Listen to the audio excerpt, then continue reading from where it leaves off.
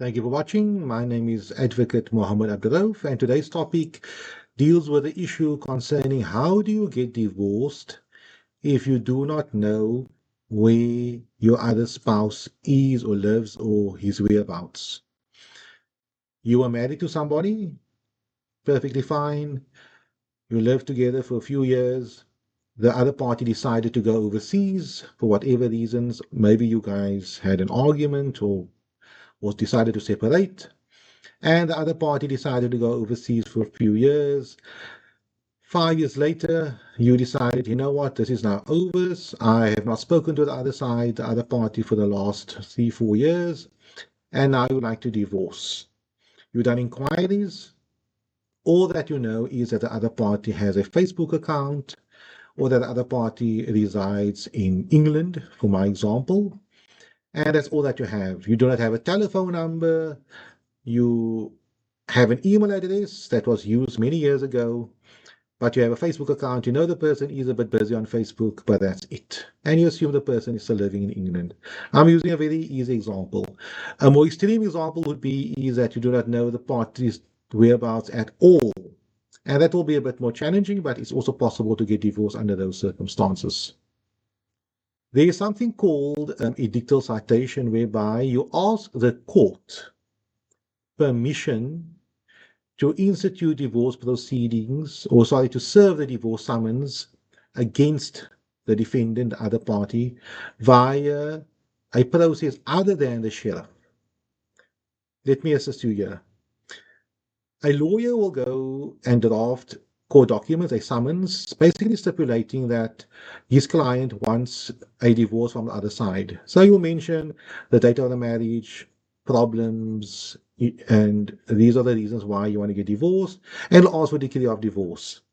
And the summons will be, the plaintiff will be you, and the defendant will be the other side. But you have a difficulty, you have a challenge. You do not have an address for the defendant.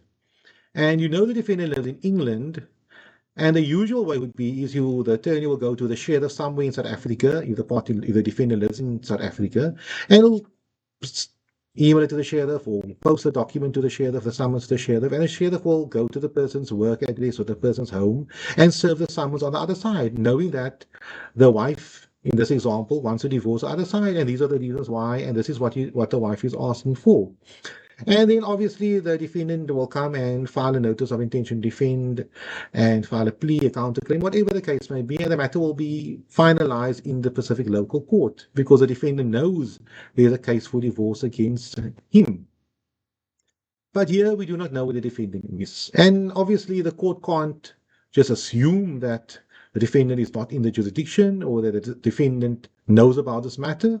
The court wants to be now convinced that the defendant is somewhere, or possibly that we can follow a process whereby we can inform the defendant, and the defendant should be informed about the divorce proceedings pending against him or her, in our scenario against him. What do I have? I have a Facebook account. I have an email address that was used some time ago. So what I'll do is I will go on Facebook and see if I can communicate with this person. The person might say me, yes, good day. I'll first email the person first and say, I'm a legal representative for your wife. She would like to institute divorce proceedings against you. Please advise either to the email address and maybe provide me certain details about where you live and so on. Hopefully he will respond. Let's pause that one day. On his Facebook account, I might do the same thing. I might contact him and say, I'm representing your wife for divorce proceedings. Please confirm if you're using this account and can I serve the divorce documents on you? He might say yes. And this scenario to be him. Then I will take that information, the email that he responded to me with, I will take that, and also the Facebook communication. WhatsApp also possible. I might communicate with him with my WhatsApp. And I will make an application for my client to court, advising the court that these are the communications that I had with the defendant in this matter. He is living overseas in England in my example. He does use his email address. Here's an email that I sent him. He responded to it. He does use Facebook.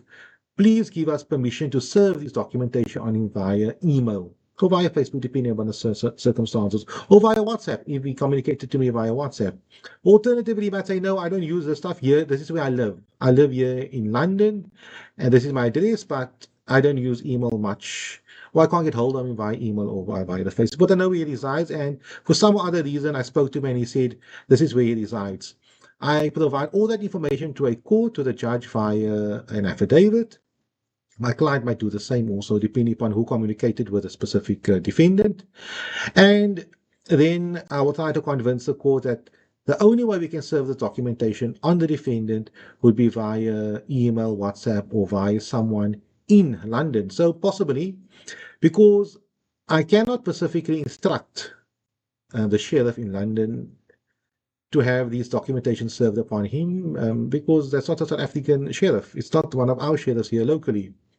Then the court might advise me, I give you permission now to maybe appoint the sheriff in London to serve this documentation upon the husband. Alternatively, the court might give me leave to ask an attorney, or it will be a barrister, sorry, a solicitor. In the UK, an attorney in the UK is called a solicitor, a barrister is called an advocate in the UK. And I might advise the court that I know this attorneys, these solicitors, the officers are here, I communicated with them, they gave me a pro forma on how much they will charge me, and the court will say, you know what, I think the best way to serve these documentation would be via that specific attorneys in London, these specific solicitors in London. I'll prepare the documentation, I'll have it couriered, or maybe emailed, depending upon the facts, and then that those specific solicitors will serve this documentation on the defendant in London. And those specific solicitors will have to provide an affidavit explaining what they have done, and I will file that affidavit with the court. Once the defendant has been served with this specific documentation, the normal procedures will apply. He or she will have, but more than 10 days, I might give the person a month to decide to defend the matter or not, whatever the case may be, but the normal procedures will apply as if the person was served locally in South Africa.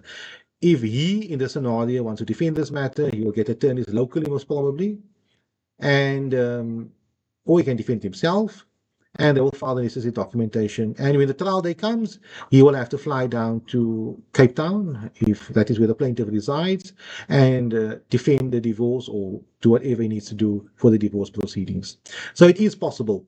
If you do not know where the whereabouts or the other person is at all or completely, you don't know where the person was, but you know the last place where this person resided could have been in London, and because of A, B, C, and D, family spoke to, etc., then it's possible maybe to convince the court that you can maybe serve it in London via the newspaper, via some type of format, but it might be a bit challenging, but it's possible to get the court's consent. If the court can be convinced that this person will ultimately be notified about the divorce proceedings.